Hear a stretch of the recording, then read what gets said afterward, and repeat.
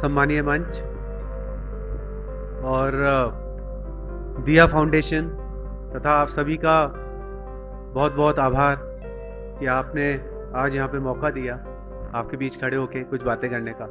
मुझसे पहले ही इतने विशिष्ट गणमान्य जन बोल चुके हैं और इतना अच्छा बोल चुके हैं कि एक तरीके से मेरे लिए कुछ विशेष बोलने के लिए बचा है नहीं।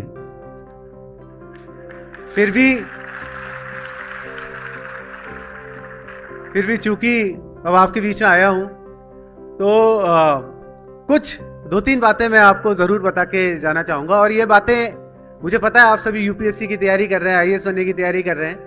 ये जो बातें मैं आपको बताऊंगा ये सिर्फ आपकी यूपीएससी की तैयारी के लिए, आईएएस की तैयारी के लिए ही महत्वपूर्ण नहीं है, बल्कि इनफैक्ट आपको जिंदगी के किसी भी कोने में, जिंदगी के किसी भी मोड में मेरा पूरा भरोसा है कि आपको इस तरह की बातें पसंद काम आएंगी।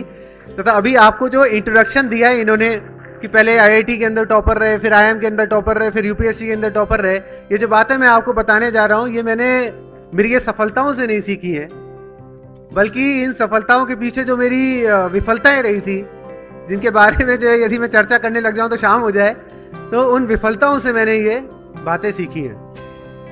तो सर्वप्रथम मैं आप लोगों से पूछना चाहूंगा, आप में से अधिकांश लोग यूपीएससी की तैयारी कर रहे हैं, आपकी क्यों कर रहे हैं आप ये तैयारी? इसकी तैयारी करने के पीछे आपका सबसे बड़ा मोटिवेशन क्या है?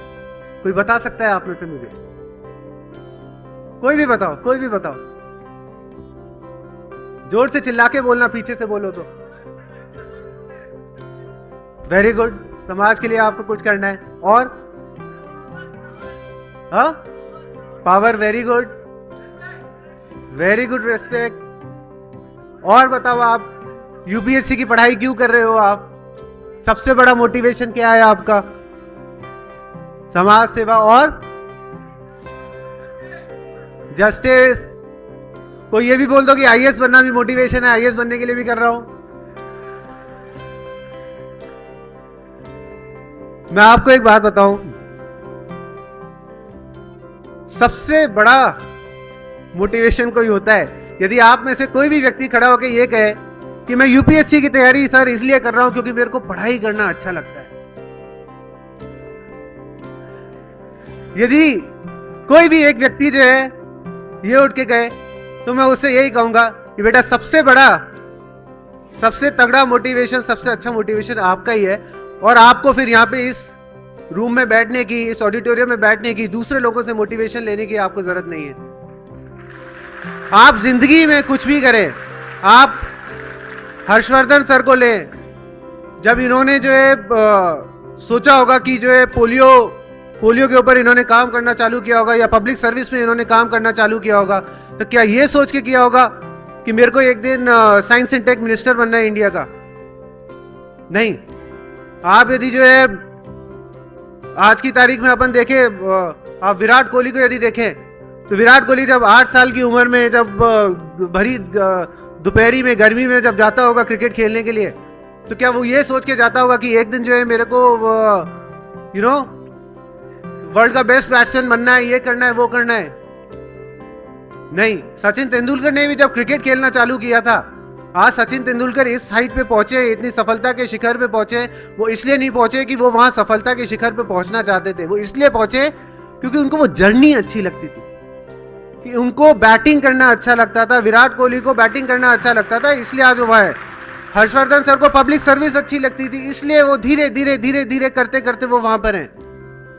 राइट? तो सबसे पहले जो है, जो मोस्ट इंपॉर्टेंट बात मैं आपसे कहना चाहता हूं वो ये कि आप इस जर्नी को एंजॉय करें।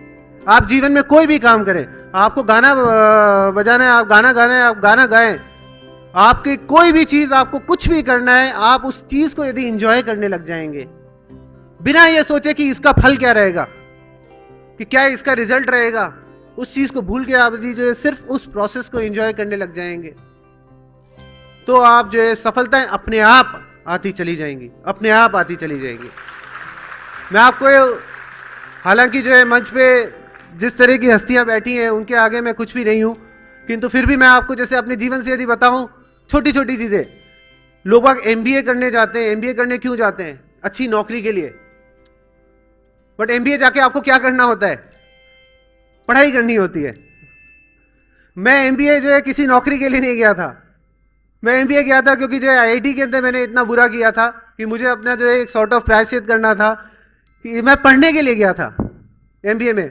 मैंने वहां पढ़ाई की, गोल्ड मेडल अपने आप आया, और आईआईएम से जो सबसे अच्छी नौकरियां लगती हैं वो अपने आप मेरी नौकरी लगी। यूपीएससी के लिए भी जब मैंने तैयारी चालू की, इसलिए नहीं की कि कोई आईएएस बनूंगा मैं या फिर फर्स्ट रैंक लाऊंगा, ये करूंगा वो करूंगा। मैंने इसलिए पढ़ाई चालू की क्योंकि मेरे को पढ़ना अच्छा लगता था। मैंने इकोनॉमिक्स लिया, हालांकि मेरा कंप्यूटर साइंस से इंजीनियरिंग है, फिजिक्स मैथ्स ये कुछ भी ले सकता था, बट इकोनॉमिक्स लिया तो इकोनॉमिक्स अच्छा लगता था। उसके अलावा पहले जब 2 सब्जेक्ट होते थे, हिस्ट्री लिया क्योंकि हिस्ट्री पढ़ना अच्छा लगता था। राइट? ऐसे ही आप लोगों को भी कोई एक बात यदि मैं कहना चाहूंगा तो वो यही कहना चाहूंगा कि आप लोग जीवन में कुछ भी करें, आप उस चीज को एंजॉय करें। महाभारत के अंदर एक वो, महाभारत नहीं, भगवत गीता के अंदर एक वो जो श्लोक है ना, जीवन का सबसे इंपॉर्टेंट श्लोक भी वही है और जीवन का सबसे मुश्किल श्लोक भी वही है। एग्जैक्ट संस्कृत तो मेरे को याद नहीं है, लेकिन उसका हिंदी में सार ये होता है कि कर्म करता चल, फल की इच्छा मत रख। कर्म करता चल, फल की इच्छा मत रख। आप अपने कर्म करते चलो, सफलता अपने आप आने लगेगी। और जीवन में ये सबसे मुश्किल भी इसीलिए है क्योंकि इवन जैसे मैं अपने आप को ही देखूं कि ठीक है, जब मैंने ये फॉलो किया तब मैं इसके अंदर सिलेक्शन हो गया। अभी सिलेक्शन होने के बाद में कई बार ना अपने को नौकरी के अंदर आने के बाद तो कई बार डिसीजंस लेने होते हैं कई सारे।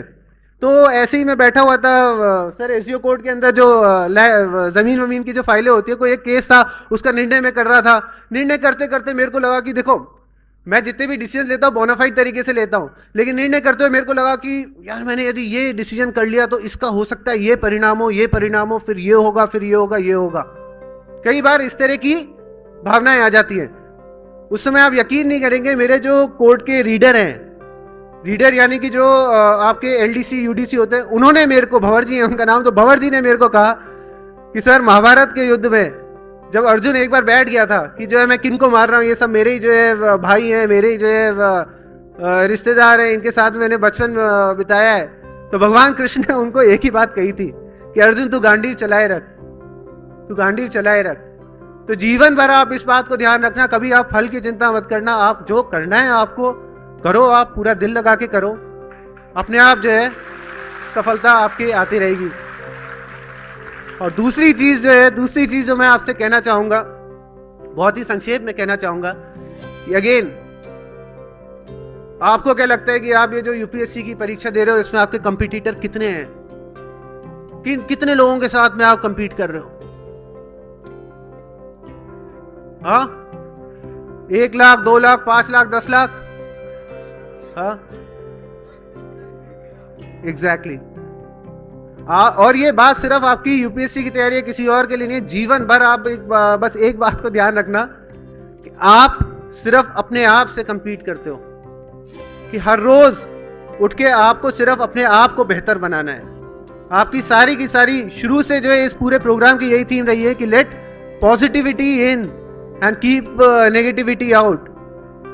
आपकी सारी की सारी एनर्जी, डॉक्टर साहब ने इतनी अच्छी बातें बताई थी, सारी की सारी एनर्जी आपकी इसी बात पे होनी चाहिए कि मैं किस तरह से अपने आप को और बेहतर बनाऊं। जीवन में मेरा कॉम्पिटिटर सिर्फ मैं खुद हूं, किसी और से कोई कंपटीशन नहीं है। सिर्फ आप अपने आप को बेहतर बनाते रहो, और वो करते समय आप खुद ही देखना कि सारी जो पॉजिटिव एनर्जीज हैं आपकी, सारी जितनी भी एक पॉजिटिव माइंडसेट होता है, वो सारा आपके अंदर आएगा। आप अपने आप को बेहतर बनाओगे तो बेहतर बनाते बनाते बनाते बनाते आप अगेन जो है कब शिखर पर पहुंचोगे आपको पता भी नहीं लगेगा। और कंक्लूड करने से पहले आपको एक तीसरी जो है छोटी सी बात बता दूं, और ये सारी बातें यही है जो मैंने अपने जीवन में अपने फेलियर से सीखी है।